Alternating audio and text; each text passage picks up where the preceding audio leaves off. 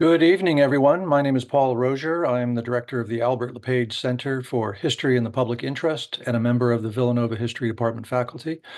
Welcome to the fifth of six explorations of the LePage Center's year-long theme, Cities in Historical Perspective. And a special welcome to our distinguished panelists, Dr. Uzma Qureshi and Dr. Lilia Fernandez.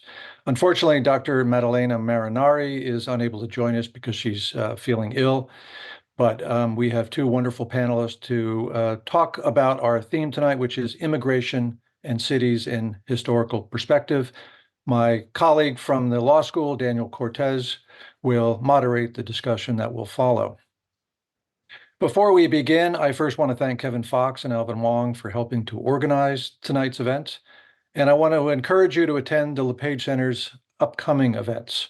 Next Tuesday, March 19th at 6 p.m., we'll offer something a bit different, a panel on baseball, America, and the world, which will explore the imperial and economic dimensions of America's contribution of baseball to the world. That event will be moderated by my history department colleague, Dr. Mark Galicchio. Our next lunch at LePage will be held March 27th at 12 noon in St. Augustine Center 410.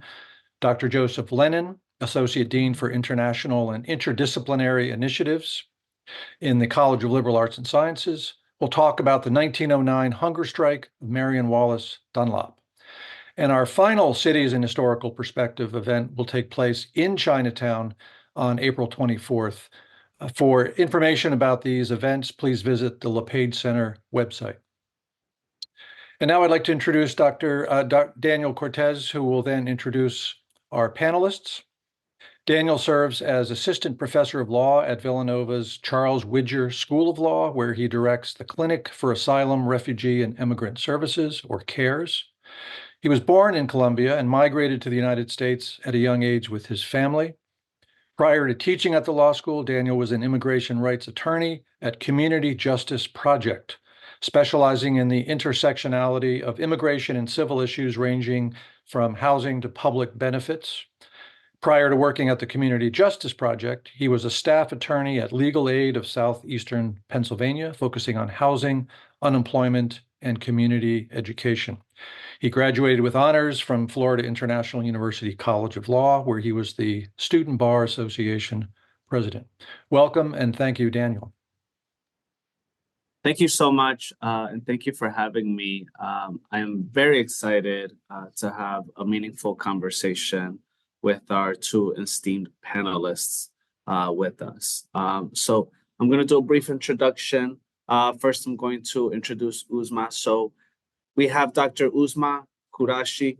She is the Associate Professor of History at Sam Houston State University, a historian of the 20th century United States, specializing in immigration and Cold War foreign relations. She is the author of the multi-award-winning Redefining the Immigrant Cell, which examines Indian and Pakistani immigrants in post-Jim Crow Houston. And we also have Lilia Fernandez. She is a professor in the Department of History at University of Illinois, Chicago. She is the three-time recipient of the prestigious Ford Foundation pre-doctoral, dissertation, and postdoctoral fellowships, in addition to numerous other awards. Her first book, Brown in the Windy City, Mexicans and Puerto Ricans in Post-War Chicago, examines the migration, settlement, activism, and racial formation of Mexicans and Puerto Ricans in the city's central neighborhoods. Her second book, currently in progress, focuses on the ethnic and class diversity of Latino Chicagoans in the 20th century, including industrial workers, students, and elites, and their coalitional politics and solidarity. Fernandez is the author of numerous journal articles and book chapters, and the founder and former director of Latino New Jersey History Project, a student-led, community-based public humanities research initiative. Dr. Fernandez is working on a similar initiative to gather and record oral histories and archival materials on Latinos in the Chicago area. So with that said, the order of tonight's panel will be, we'll have Dr. Uzma talk a little bit about her work, and then we're going to have Dr. Lilia Fernandez talk about her work, and I'm going to then ask some questions, and then we will open up for Q&A with our participants. So I give the floor to you, Dr. Ruth. Hi, everyone. I'd like to begin by thanking Paul Rosier for inviting me to participate in this panel, and also Kevin Fox for organizing, and Daniel Cortes for hosting and moderating.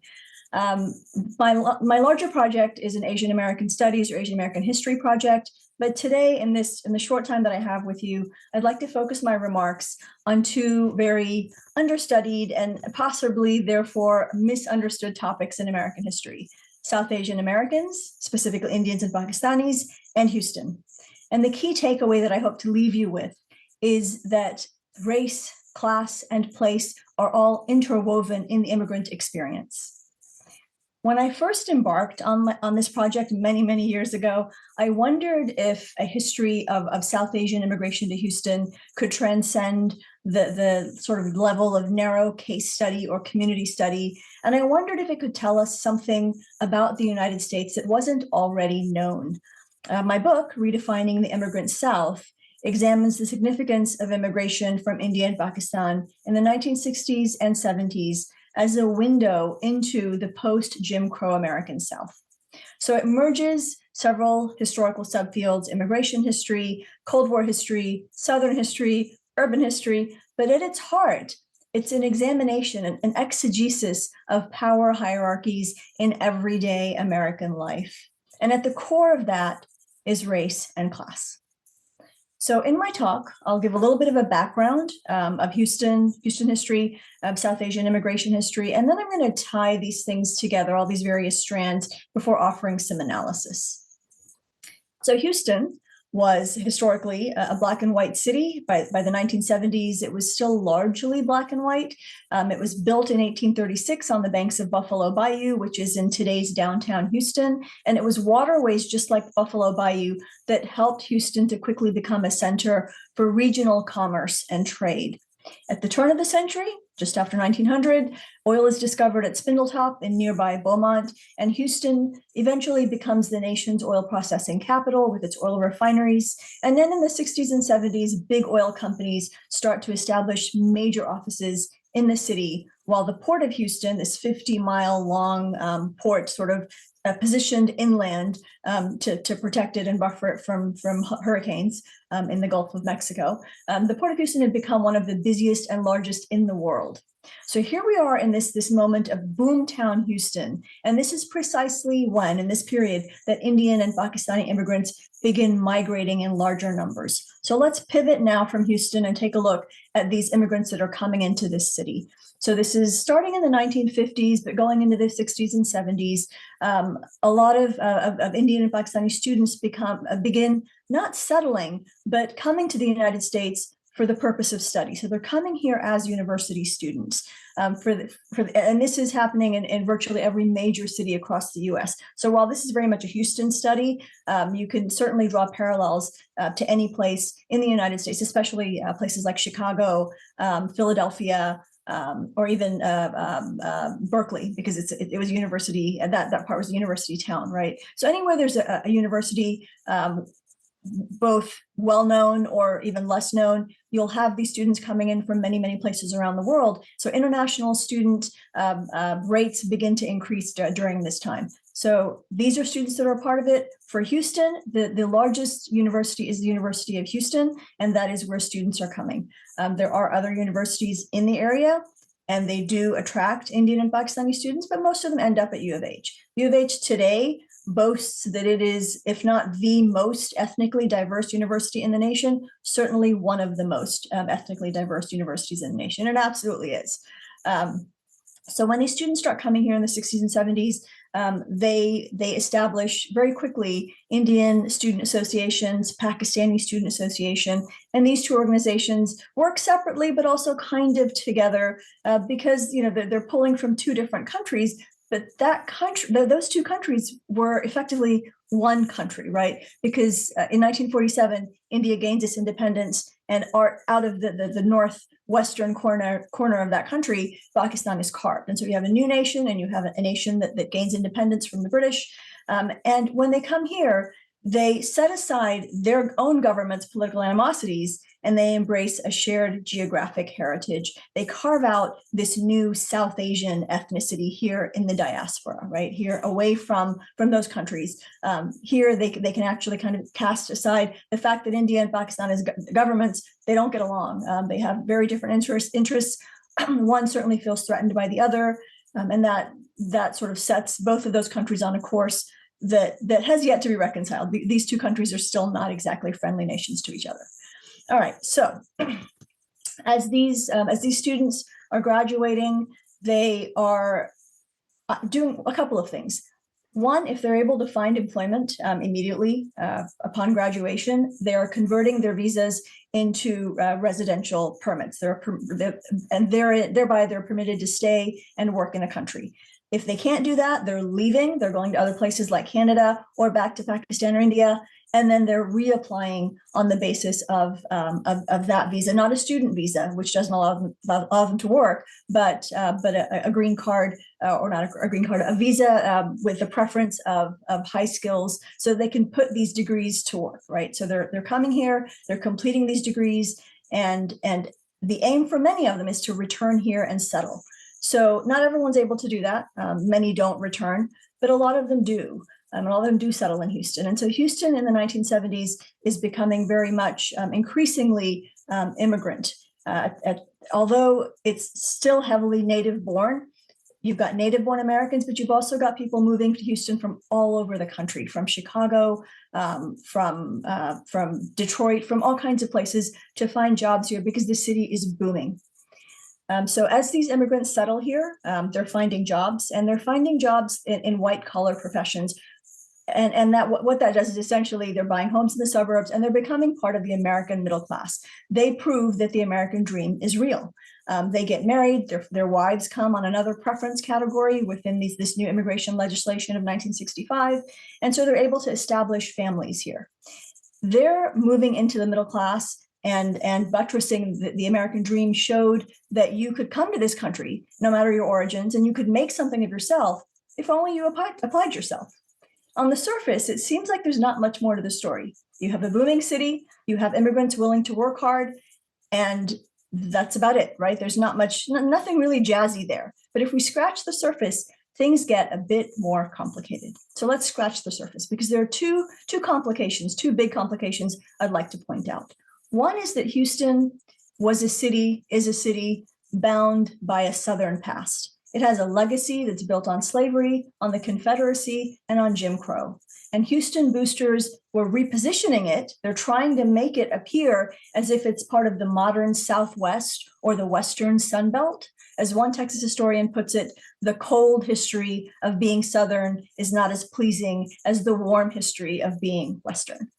So that they're trying to sort of cast the sheen over it and make it seem as though it's a very modern city. But just the passage of legislation or the changing kind of Jim Crow scene doesn't necessarily mean that mindsets have been changed. So in the mid-60s, we're also facing, Houston's also becoming a city facing the prospect of desegregation because of local civil rights activists and national civil rights laws. So the 1964 Civil Rights Act, 1965 Voting Rights Act. So on the one hand, you have Houston as the fastest growing city in the South and the Southwest, actually the fastest growing city in the country by 1970. On the other hand, many of the city's longtime residents remained wedded to notions of white supremacy. So the migration of thousands of white collar Indian and Pakistan professionals, as well as other immigrants from other parts of Asia, they're settling in the city. And what this does is it helps us understand the globalizing city. How do we understand a city that at the time is boosting itself with these narratives of racial harmony? How do we reconcile that with what immigrants are experiencing? And that kind of alludes to or points to the second big complication, and that is anti-Asian laws. So that complication is the fact that the US had a long history of excluding Asians from entry into the United States, from citizenship, naturalized citizenship, from land ownership, and a host of other things. And this part of the nation's racial architecture wasn't fully dismantled until the 1965 Immigration and Nationalization Act. So you have two big complications here. And what we're fundamentally grappling with is the question of how all of these people, the immigrants, the longtime residents, white, Black, and increasingly Mexican, the newcomers, the employers, the business owners, everyone, how do they face these monumental societal transformations, the economic, the demographic, the social? I can't answer the question, I think, in full, but I'll give a little bit, I guess, of a sense of how things worked out for the group of immigrants that I look at, and that is Indian and Pakistani immigrants. So as emergent non-white communities in a transitional Jim Crow city, these immigrants sometimes faced race-based discrimination in housing, in the workplace, university campuses, restaurants, and they didn't always face this discrimination, but they did sometimes. And I trace in my book, I trace it from before 1965, 64 and 65. So before these laws were put into place, and then after as well. And I think the more interesting part to me, well, really both are interesting, but what I find in the after is that just because laws are passed doesn't mean that minds were changed. And so ideas have a way of remaining, people have a way of clinging to these ideas, honestly, indefinitely. So what I look at is how those ideas kind of are traced over time, how immigrants engage with those ideas, and how these experiences shape their ideas. So I'll give a couple of examples. I mentioned race-based discrimination in housing and in restaurants, and I'll give a couple of just really short anecdotes. I conducted something like, I don't know, 36 interviews, more than 36 interviews, oral history interviews with immigrants who arrived in the 60s. And several of them made mention of experiences they had. So one, for example, noted how when he was trying to find an apartment, he called around and it seemed like there was an apartment available. He made an appointment. He went to see it, and suddenly, as soon as the owner saw him as a person of color, suddenly that apartment was no longer available. He did the same thing a couple more times, experienced the same thing, and the next time took a friend with him, a white friend, who eased that sort of transition and made it more acceptable for him to rent that apartment. From then on, he actually got someone else to make those calls for him so that they couldn't tell he was a foreigner from his accent over the phone. In another example, several of the people I interviewed mentioned that they would go into restaurants outside of the city. So they're making this distinction of the city limits versus the rural areas. And they mentioned several rural areas outside of Houston. But they mentioned that if they go to those areas, even after 1965, they weren't served. They would just be given sort of very inquiring looks and an unfriendly demeanor. And sometimes they would just sit in the restaurant and wait for someone to take their order, and that would never happen. And so they learned quickly which places to avoid, and they shared that information with each other. So what you're seeing in these two examples are immigrants developing strategies to kind of bypass racial discrimination and navigate through it when they had to. So you have longtime Houston residents that are adjusting to these swiftly diversifying minority populations in their midst. They're coming to terms with their newly desegregating society. So not only are the 64 and 65 legislations passed, they're also having to grapple with the idea of desegregating their schools. Hasn't happened yet. That was based on the 1954 Brown versus Board of Education, Topeka, Kansas in 54. That was that ruling that was handed down, but it hasn't actually been put into place. So that doesn't begin to get put into place in Houston until 1970. So it really is a moment of great transition. So Asian Americans or Asian immigrants responded in various ways. They found ways of protecting themselves. They developed these strategies. They found ways of empowering themselves. They found ways of for example, they increased their ethnic identity. So constructing that ethnic identity, that South Asian ethnic identity, as well as their own national ethnic identities. Those are constructed in a number of ways, through music, through movies, through film, meaning that they would host movie events where they would gather, through social gatherings, through National Day celebrations, all kinds of ways that ethnicity becomes a sort of real and palpable thing in the diaspora. And they also navigated that treatment through ethnic residential clustering. So they're choosing to live in neighborhoods and areas where there are more of them, where they can feel safer and more welcome. So I'll conclude. I'll begin to wrap up because I don't have a whole lot of time. I don't want to dominate the entire talk today. But I'll wrap up by saying that placemaking and race making were and remain overlapping processes. The understanding of one's self as a racialized subject is rooted in the defining structures of place, even as those structures and that understanding change over time. And the experience of these immigrants of color shows that race continued to be a salient feature of Southern life in the post-Jim Crow era, even for a model minority in a rapidly modernizing metropolis. Thank you. Thank you so much for that. There's a lot to unpack there. So I'm going to be asking you some follow-up questions. But first, we're going to now give the floor to Dr. Lilia Fernandez to see if, so that she can talk about her work.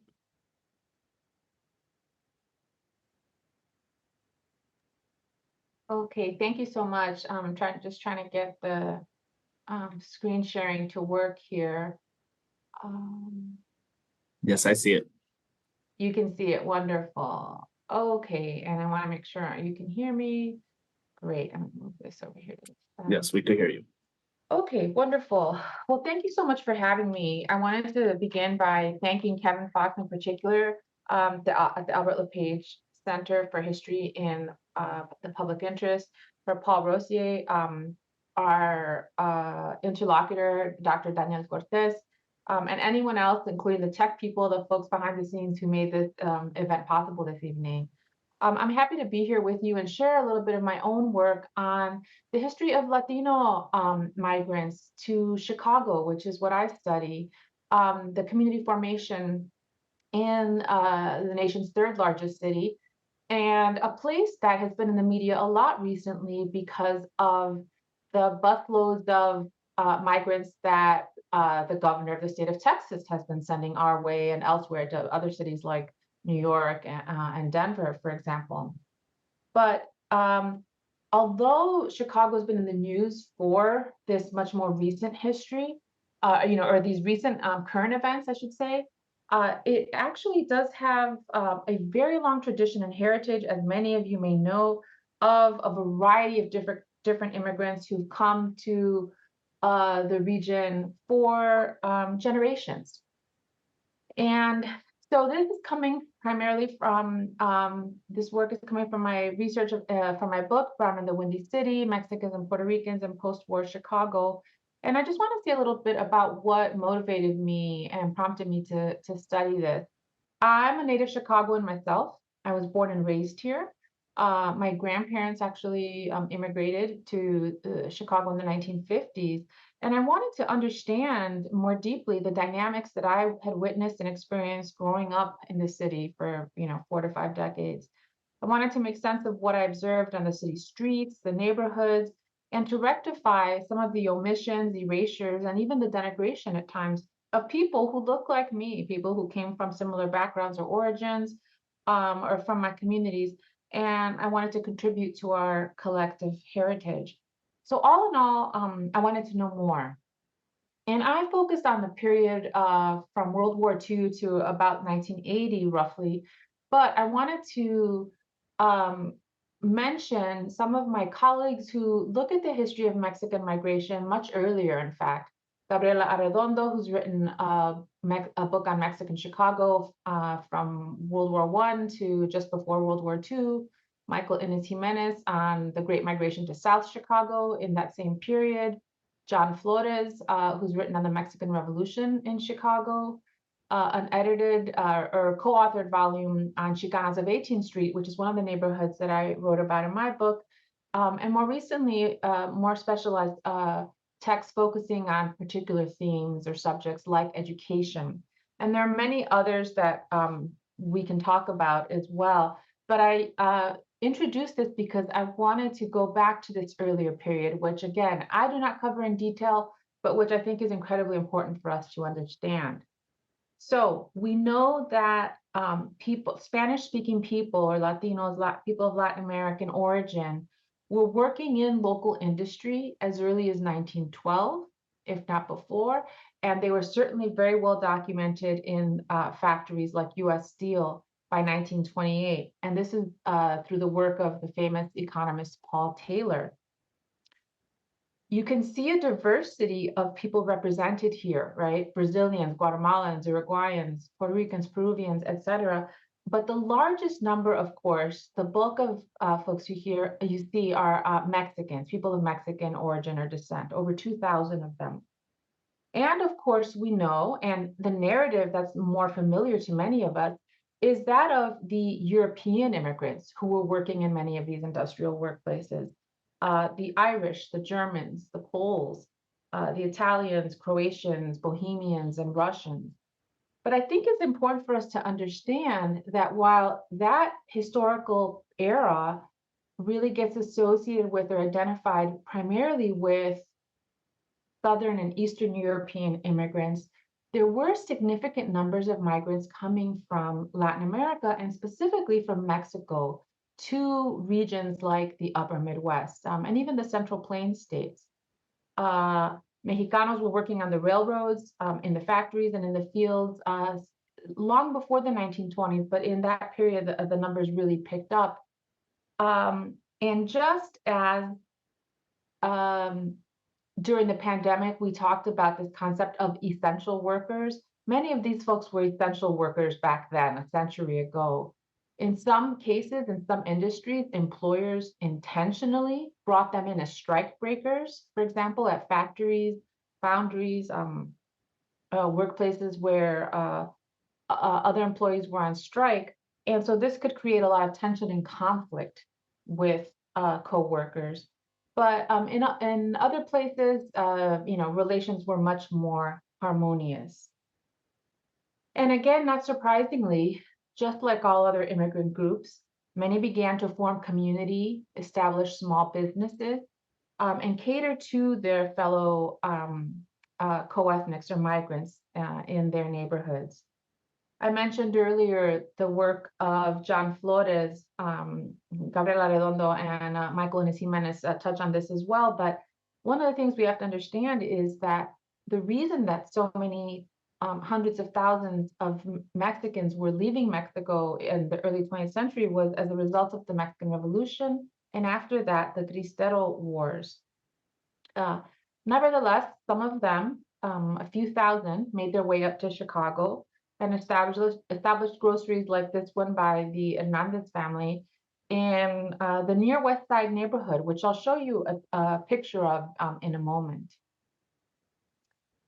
They also became integrated in local social service organizations like Jane Addams Hull House, which is probably best known again for its service to Southern and Eastern European immigrants, but which also had numerous Mexican participants who worked in their pottery shops, did other kinds of cultural presentations and festivals, selling, ethnic wares, performing and showcasing their cultures, and activities of that nature.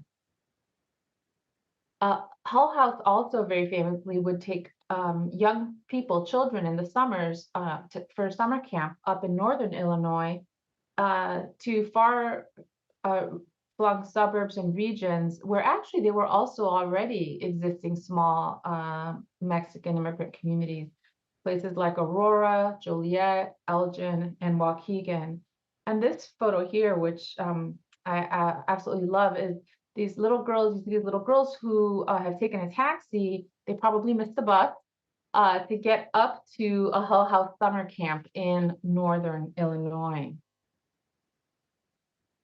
So there's a lot of rich evidence of leisure activities and community life that by the 1940s, not only Mexicans, but Puerto Ricans as well were participating in and producing in the city. And here you see a young woman in the center, for example, who's a contestant in a beauty pageant, something that was a very popular way to raise funds for different community organizations, and that brought people together at various moments. And this is perhaps one of my favorite parts of the story that I like to share about Latino Chicago, because my own family told stories about going to and visiting this very famous place, which is no longer in existence, and that was Maxwell Street, which started as a Jewish community with a lot of garment shops, a lot of peddlers, vendors who had open air markets and would sell their products on the streets, and you would haggle with them and bargain, try to get the best price for whatever it was that they were selling. And not surprisingly, when Mexicans, Puerto Ricans, or other Latinos came to the city, they too integrated into and participated in these weekend affairs at Maxwell Street, going to do their shopping, going to listen to blues musicians like Arvela Gray, who you see there on the left, and other things as well. You know, going to get food, that sort of thing. Now, one thing that's very important that I think we tend to forget and that we need to recall about these waves of migration in earlier decades is that people were coming to a city that was pretty worn out, structures, buildings, and infrastructure that was pretty dilapidated and decayed, and often coming to very crowded conditions, in some cases unsanitary and unsafe conditions, as these images here might suggest. The images on this slide show you the near North Side neighborhood, and I'll give you a map of that in just a moment as well.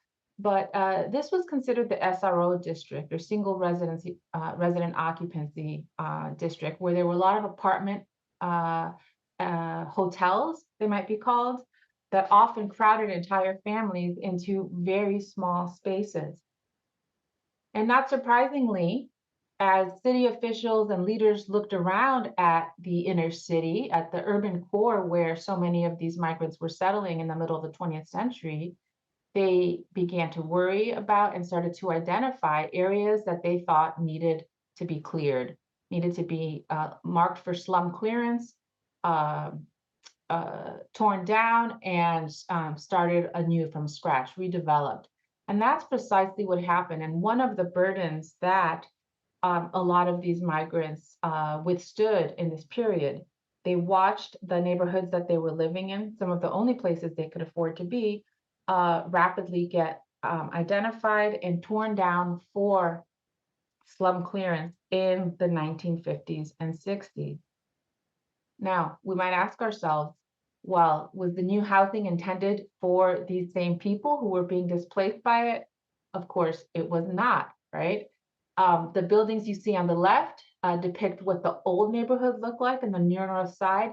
Again, a community that in the past had a lot of Southern and Eastern European immigrants, and that was pretty well worn by the time Mexicans and Puerto Ricans arrived. And what you see on the right are the high-rise apartments that the city built in their place, aimed at young professionals, couples without children, or in some cases, small, middle-class families, but certainly not really targeted for people like those who had been recently arriving in the last decade or two to the city. Now, this aerial view you see here is going back to that Maxwell Street area, the near West Side that I had alluded to earlier. And you might be surprised to know that this actually is what became, this is, by the way, sorry, before I get ahead of myself, this was the neighborhood where Hull House was located.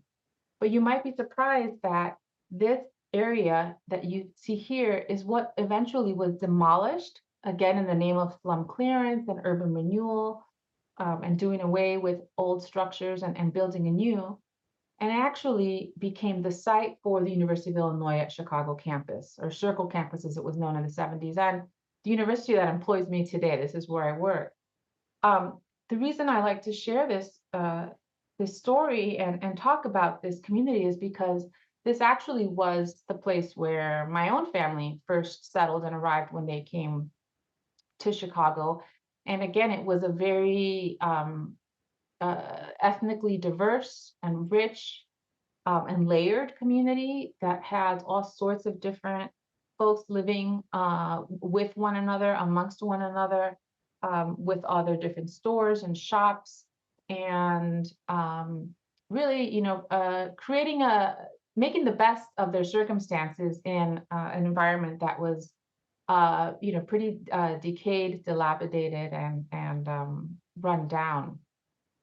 But as the population, particularly Latinos, were moved out of this area for the construction of the university, many of them went just southwest to Pilsen, or in other cases, north to the northwest side to what became Westtown Humboldt Park, which you might know became a large Puerto Rican community. And by the 1970s, young people, activists in particular, began to really make an effort to put their stamp on their new neighborhoods and create artistic productions, murals, these along the walls of the railroad tracks, and that you can kind of see just above the image on the right here. And in many ways, they were drawing upon indigenous Aztec, Mexica heritage that many young activists were trying to reclaim, and trying to carry with some pride in themselves, speaking back to the kinds of discrimination or prejudice or racism that they had experienced in the city in these decades. Because once again, they were not coming to neighborhoods that were unpopulated. They were coming to areas that had older European immigrant groups, and where sometimes they encountered friction and tension. So I end here just by wrapping this up and saying that one of the most important things that I think we need to understand in talking about the migration of Latinos to big cities like Chicago in the middle of the 20th century is that we need to take into account the larger socioeconomic, industrial, and political dynamics that were happening in these places. Chicago was a city that was really undergoing dramatic urban decline, what became known as the urban crisis, particularly as industrial employers and manufacturers began leaving the city and moving southward or moving overseas. And that, of course, had impacts that reverberated for the community in many different ways. But I will stop here and again thank our hosts and turn back to Professor Cortes for comments and questions. Thank you so much for that historical context. And so, yeah, I'm excited to talk about this because we do have two different, very different case studies with, I think, some overlap, but some differences. So my first question is going to be for you, Uzma. In your work in redefining the immigrant South, you recount of these anti-immigratory laws. You talked about these basically Asian ban laws that Asian Americans couldn't own property, they couldn't naturalize, or they couldn't immigrate for over 80 years during the late 1800s and the second half of the 1900s. What has changed over the 100 years later in terms of our laws and hostility towards Asian immigrants or immigrants generally, from your opinion? So I think it might be helpful to first just quickly summarize what laws we're referring to. I think the most well-known of those, without a doubt, is the 1882 Chinese Exclusion Act, which excludes Chinese, particularly laborers, but it excludes Chinese from entry and from citizenship. And that is extended in 1892 and then made permanent 10 years after that. So that lays the foundation for a federal level law, although there is one that actually precedes it, 1875, the Page Law, which is aimed at keeping out Chinese prostitutes, because obviously there are no prostitutes in America, right? But the 1882 Act sets the precedent for a series of laws that aim to exclude Asians, with that category expanding bigger and bigger. So whereas certain laws target a specific Asian subgroup, so the Chinese Exclusion Act is specifically about the Chinese. 1907, the Gentleman's Agreement targets specifically Japanese workers. And Japan voluntarily agrees to keep back or to withhold immigration permissions so that Japanese workers don't come to the US.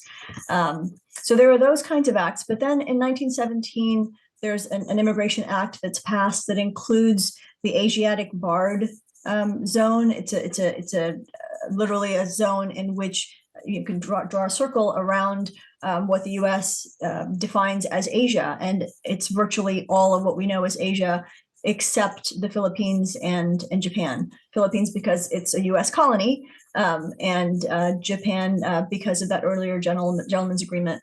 So what essentially that act does is bars the entry, the permanent residency of new Asian immigrants, anyone within that zone. And it goes all the way to Southeast Asia, from Southeast Asia, and then goes all the way across to Afghanistan. And so that act apparently doesn't go quite far enough, because the 1924 Immigration Act then includes Japan as well. So based on these acts, Asian immigration is no longer permitted. Those who are here can stay unless they can't, because they are also deported. But in addition, if you are an immigrant, you cannot gain naturalized citizenship. So only on the basis of birthright can an Asian become an American citizen. And even that actually is contested, and it's only through a ruling, the Supreme Court ruling, the Wong Kim Ark ruling, that allows that. Otherwise, that wouldn't have been allowed either. So birthright citizenship remains a right. You can be born in the US and be of any ethnicity, any ancestry, and become a citizen. But if you are an immigrant and you're from these Asian nations, you are ineligible to citizenship. So that passage of those laws and the logic that also undergirds those laws, that gives rise to a flurry of other laws. So especially in the American West, but also in the American South, Asians who are ineligible to citizenship, and they don't have to use the word Asians in these laws. They can simply say those who are ineligible to citizenship, and everyone knows that that's Asians. So they are no longer allowed to own land in many places. Sometimes these are state laws, sometimes they're local statutes, but they can't own land. They can't go to school with children freely, except in segregated schools. They can't swim in the same public swimming pools, that sort of thing. The usual thing I think that we associate with Jim Crow in the South is actually a much larger phenomenon, and it extends beyond just African Americans. Right. That remains the case for a very long time. In 1952, there's some legislation that finally addresses the citizenship part. So the McCarran-Walter Act addresses citizenship, so Asians can become citizens, but there's still a separate category reserved for them. It's not the Asiatic barred zone, but it is a zone. It is a separate category in which anyone who is from those countries, Asian countries, they can only immigrate in very, very, very minute numbers. So exclusion remains, exclusion/extreme restriction remains the norm until 1965. So those are the laws that we're talking about. And I think it goes hand in hand with the civil rights legislation in terms of the argument that just because laws are passed doesn't mean that ideas change overnight, or perhaps if at all, right? And as far as what has changed, obviously the 1965 legislation that Lyndon Baines Johnson signed out of a sense of, quite frankly, shame. America was being guilted and shamed by the Soviet Union during the Cold War for having these kinds of laws. So the U.S. has it's in terms of its foreign policy, in terms of its public diplomacy, has a massive program of promoting itself as the beacon of democracy. And the Soviet Union has a program in which it points out every deficit in this case, right? And one of the biggest deficits is this immigration policy, right? And they say you're a democratic nation, and yet your democracy allows you to exclude on the basis of race. And so Johnson signs this legislation in '65 with the assurance that the demographic makeup of the US will actually not change. It's not really intended to bring in anyone else. We want to maintain the majority white demographics of the country, but we're signing this because we anticipate very nominal change. There are reasons for that. I won't get into it now, but that's the rationale behind it. What it does is it opens the floodgates, right?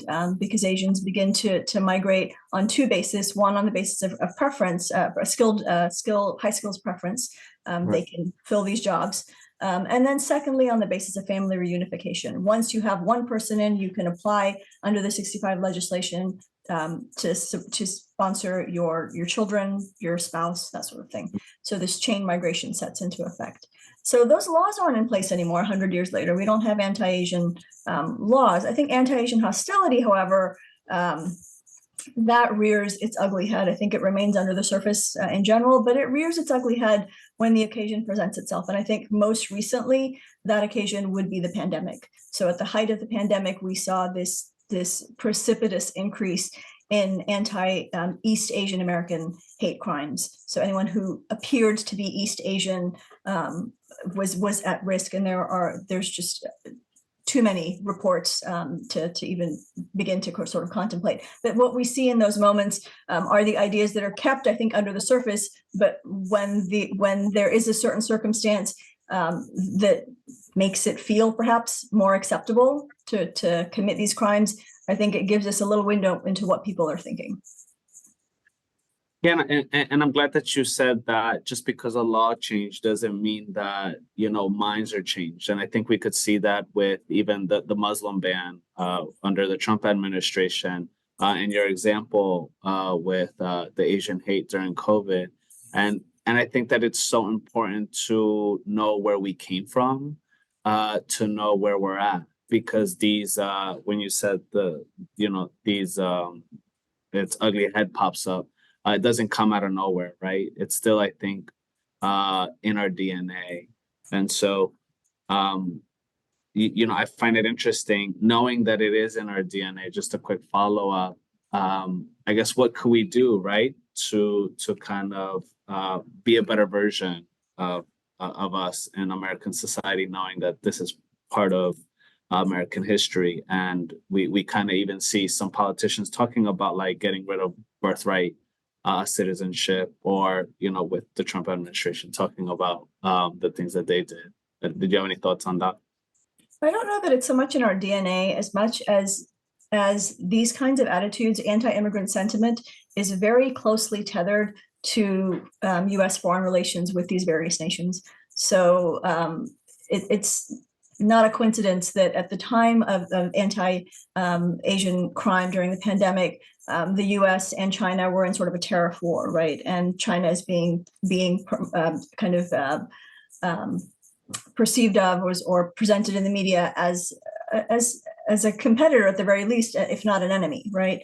So those things are tied together. The same with the anti-Muslim ban, with post 9/11 immigration laws that changed quite a bit with regard to Muslims and surveillance. All of that is tethered to U.S. kind of Middle East relations, and so I wouldn't so much say it's the DNA of the nation. I think that certainly people have the capacity to change, and I'd like to believe that most people have, but that this can't be separated from U.S. foreign relations. As far as what we can do in the future, I mean, U.S. immigration policy is not a human rights based immigration policy. It's a US-based immigration policy, and most nations have the same immigration policy, which is to say that the interest here is self-interest, right? It is in maintaining a healthy economy, and it is not in ensuring human rights for people of the working classes. That's simply is not part of the way it's conceptualized. Can it be conceptualized that way? Absolutely. I think there are lots of scholars who argue that's where our immigration policy should be, that we actually need to infuse it, not even infuse it, we really need to build it up from that starting point, from a human rights-based beginning, as opposed to framing it as an economic policy, meaning that around the question of how do immigrants help the United States and which immigrants can we let in because they will help the United States versus which ones we should keep out because they'll hurt the US. Right. Yeah, no, I think you're absolutely right. And how do we humanize our immigrants? I think it's a fundamental change on our immigration policy. Thank you for that. And now, Dr. Lilia, I wanted to ask you about the University of Illinois that really, I think, impacted me when you talked about urban renewal, the displacement, and how many Mexican Americans were displaced in the building of University of Illinois. How did you think their displacement shaped their community now? Talking about the second and third generation or future generation of Mexican Americans that were impacted. And even I think, ironically, thinking about your experience, right? Knowing that your parents lived in that community and now you work for the University of Illinois. And so what could they do to be one step ahead of the future in terms of efforts to displace even more communities? And what can other marginalized groups learn from them? I'm not sure that there's a whole lot that communities can do to be a step ahead of these dynamics, because these are really powerful and large structural forces at play here. When city governments, along with local business interests, commercial leaders, developers decide we want to, redevelop this whole part of the city, this whole district or neighborhood or area, they've got a lot of power behind them. They as an aggregate have a lot of power. And as much as community protests, as a community might protest, people like Florence Scala, very dynamic and eloquent Italian-American woman in the neighborhood who was trying to fight the construction of the university, as much as families and people came out and spoke against this, they were not able to prevail, unfortunately. And instead, what we witnessed over the last half century in cities, not just Chicago, but in cities around the country, is that the urban core, the downtown centers, areas that had been abandoned and forgotten or, just really disinvested, have become attractive once more to developers, to real estate industry, to folks who want to build upscale, high-rise commercial and residential developments. Now, in terms of that history and whether or not it's acknowledged or commemorated or recognized, honestly, my experience has been that only the people who live through it and experienced it are the ones who share it, or who know it. And if they haven't shared it with, younger generations, then there's not a whole lot of awareness among young people. Very few of them know anything about the history of that neighborhood before the university is there. And ironically, UIC is a Hispanic serving institution today. A third of its students are Latino. It's also an ANAPASI serving institution, and I think that the acronym is something like Asian American Native Pacific Islander, if I'm not mistaken. So we have an incredibly diverse student population at UIC, lots of students of color. Many of them are first-generation college goers. Many of them come from working class families or from immigrant families. Some of them are undocumented, come from undocumented families. Right. But like so many others, they're, trying to obtain some kind of economic security and upward mobility. And I think it's important for them to know this legacy of the university and understand the cost, the price that we've Right. paid to be able to study there today, that there were thousands of families decades ago who were pushed out and displaced and really experienced a lot of disruption in their lives in order to make this institution of higher education possible there. Yeah, of course. And I guess to follow up, do you think that the universities have a right to do anything to acknowledge that, and have they, or if they have, or they should, what would that look like?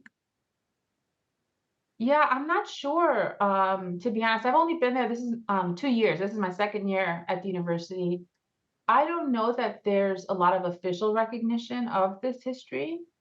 Before I got to USC, I heard, colleagues, history professors that tell me that they would teach my work and, teach the students about that history so that they understood how UIC came to be and what was there before it.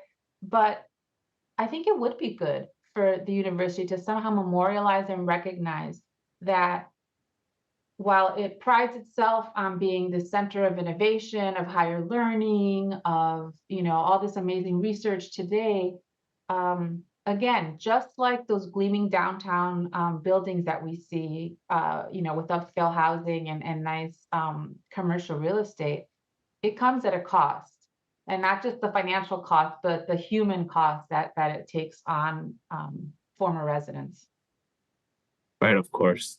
And I think that we've seen the model of developers and universities going into the downtowns to revitalize the downtown, and it's been a successful model.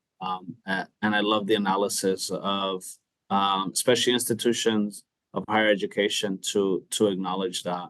And I'm sure that there are examples. Well, I hope there are examples of institutions that are at least acknowledging it, because like you mentioned, there's a cost, but very important to acknowledge our history.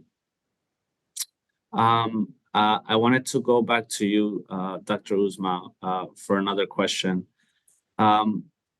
You talked about this rag to riches origin myth, which I think resonated a lot with my family, right? As being this model minority, we came here and we were able to establish ourselves, and so I really do think that can transcend many immigrant groups. And this idea of success versus failure that you talk about in your book, where they would some of the immigrants that the case study that you did, they talked about their success versus the failure from African Americans in this post Jim Crow Houston, which lends this legitimacy of this minority myth.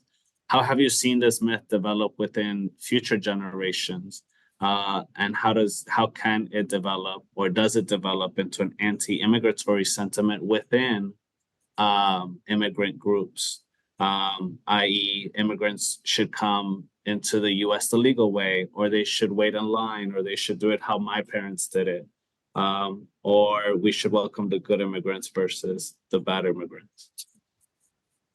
So I'm glad you asked about the model minority myth. I love talking about the model minority myth.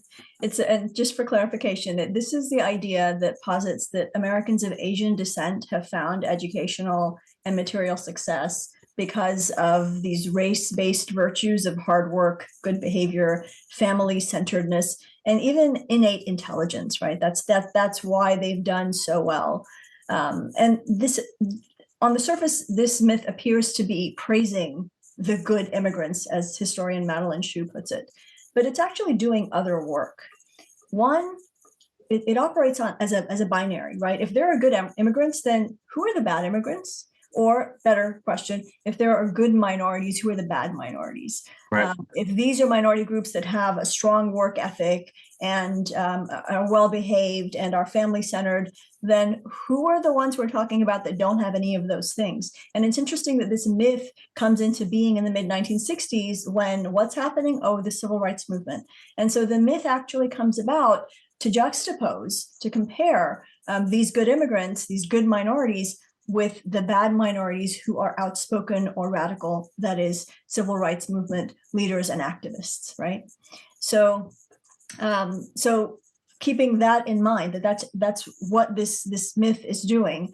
The other thing that it's doing is that the myth, although it seems to be praising Asian Americans, it's really just praising the American dream, because what it's saying is that America is the country where anyone can rise. But what that's doing, again, doing the work of other things, what that's doing is it's a classic deflect and punt. It's actually taking the spotlight and moving it and pointing the finger at not the nation's structural failures, the things that actually have historically prevented African Americans from succeeding by that point, right? The things that have set up hurdles for American minorities.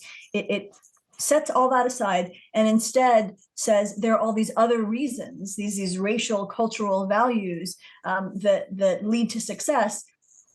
But really what it's doing is masking the very fact of the nation's structural racism, right? And it's also masking the fact that immigrants who succeed quite often, at least, the ones they're talking about, these Asian immigrants, they've come in on a very selective basis, meaning that they come into the country already with this sort of cultural capital. They've got higher education, they've got degrees in hand, or they're coming here to get those degrees, and that sets them up for success, right? So we can't really discount those things. And those were things that were specifically denied to minorities who were born in this country, right? So the model minority myth is actually quite pernicious. It does this work. Even though Asian immigrants have generally embraced it, it paints them in a positive light. It offers them a pathway to social acceptance, right, by the dominant majority. So they accept it, but in reality, it really isn't as praiseworthy as it's making itself to be. And I also want to point out one last thing. There are lots of exceptions. Not all Asian immigrants accept the model minority myth. There are many who have rejected that myth, and instead they pull that spotlight right back onto those structural inequalities, and they work hard to rectify those inequalities. As far as, I think, the last part of your question, which is whether these attitudes continue on into the next generations, I don't work on the second or subsequent generations. That's really the work for sociologists or anthropologists rather than historians. But I can point to a survey. There's a Houston area survey that's put out by Rice University, and it actually polls perceptions of different groups in the U.S. Not in the U.S. in Houston, and one of those groups is Asians. It breaks it down by the 4 largest racial groups, so whites, blacks, Latinos, and Asians. And what that survey finds, at least the last time they did this for Asians, is that among those 4 groups, Asian Americans, followed somewhat distantly by Latinx folks. Asian Americans are the most supportive of increasing immigration and of viewing racial diversity as a net positive for the United States. But there's a difference in their attitudes toward legal and illegal immigration, which is what you mentioned. So what they're supporting is this idea that that legal immigration should be increased, but they are the least supportive of all the 4 groups. They're the least supportive of the idea of granting a pathway to citizenship for undocumented immigrants. Even for those who speak English and have no criminal record, they also are most supportive of the idea of punishing employers who hire undocumented workers. And there's no surprise here, because they themselves, in large part, came in through a legal pathway, but it's because they had these high skills credentials in hand. So I think there's perhaps just a lack of knowledge, familiarity, or really an inability to connect with a large group of immigrants into this country who don't have those skills, but arguably have the right to be here, even if they don't have high skills. Right, and I'm glad that you mentioned that, because I feel like the way the laws have been set up, they create fractions within these immigrant groups and divides in terms of like different even subcategories or class per se, if you want to say that, which I think lends to very different sentiments. Can I add one small thing? Because I don't want it to seem as though Asian immigrants are one monolithic, sort of homogenous, high skills, highly educated group. They're not. They also have very high levels of poverty. They have, and there are also very, very many working class Asian immigrants as well. And they get masked by the data because the data tends to focus on those who have high skills and high education. But in reality, the Asian immigrants are a very diverse group themselves, and they have many working class activists working toward equality and equity in immigration law. Now, of course, thank you for that. And I mean, my experience as a Colombian immigrant, we're also very diverse as well. And there's different sentiments in terms of the region of Colombia, in terms of the type of immigrant. And so it just sheds light on the complexity of not only immigration within a certain country, but if every country has so much diversity and adds to the diversity of all the immigrants from the hundreds of countries that we have. I see that we're running out of time, so I want to open up the floor for questions. If any of our participants have any questions, happy to give you all the floor.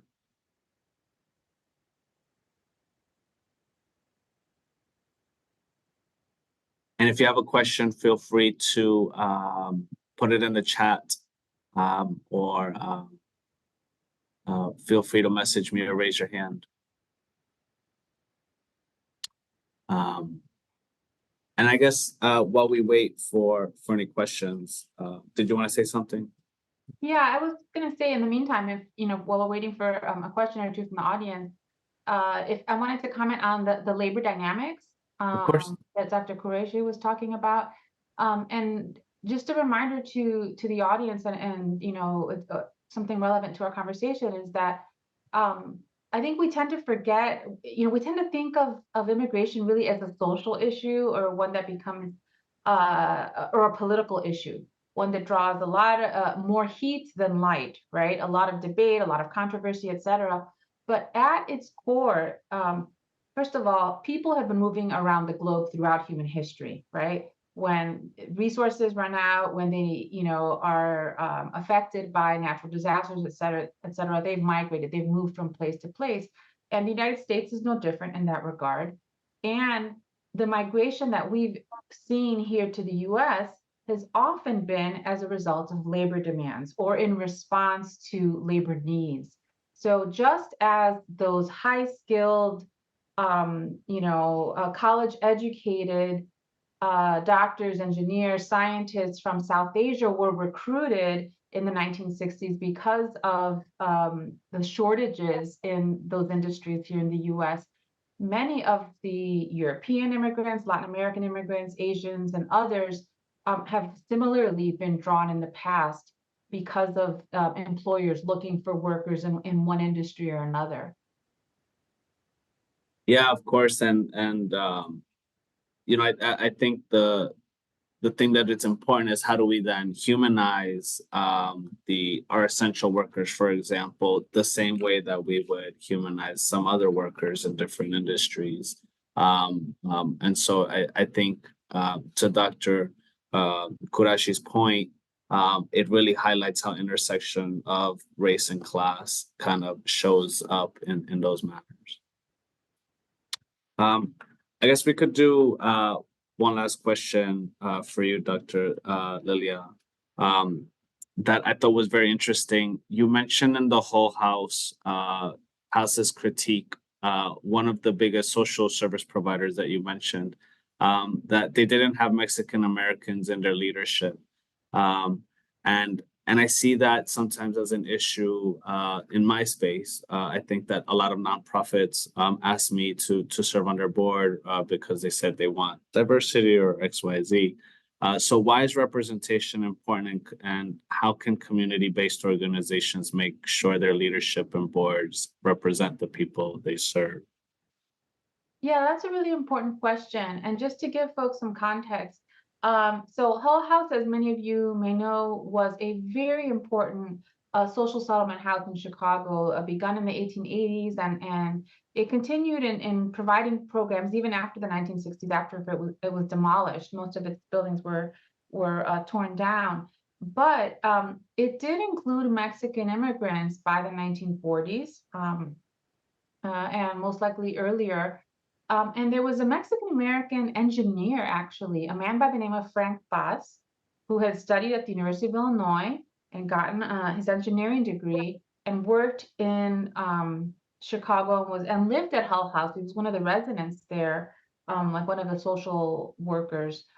And he had this very pointed critique of what he saw as a very paternalistic or kind of top-down attitude that social service providers like Hull House had towards immigrants, right? And this is a dynamic that we see often in different settings, that people think that immigrants perhaps are not capable to represent themselves, to speak up for themselves, that they don't know what their needs are, or that they need more help, that they're not as well equipped perhaps to address their own needs as they could be. And again, it's a point that I think continues to resonate, and that we continue to see folks struggle with, particularly community activists, particularly people that are working in the immigrant rights sector. And I would suggest that for community groups and community-based orgs that are working with immigrants in the US or anywhere, that they might reflect and ask, are we fully including the people who we serve? Are they participating? Do they have a voice? Are they helping to set the agenda, really, in terms of the work that we're doing?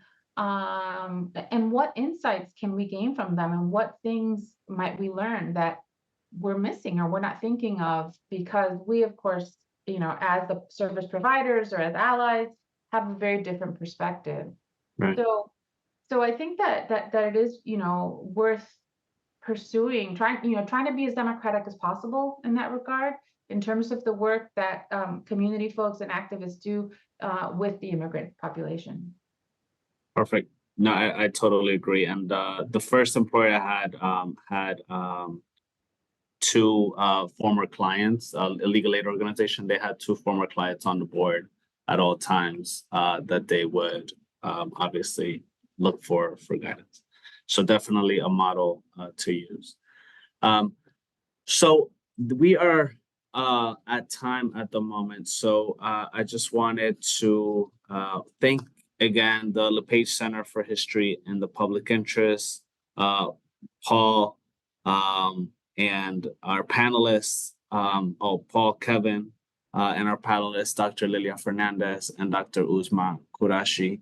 I hope that this was a meaningful conversation and a glimpse of a historical context of two unique and specific case studies in American history, and to highlight how rich and diverse we are in the US. We can do this multiple days and still have space to talk about the countless stories of immigrants that helped shape our nation. And hopefully this historical context could give us the tools to better humanize and respect each other as immigrants and as American citizens. So I thank you again for joining us, and have a great evening. Thank you. you. Thank you so much.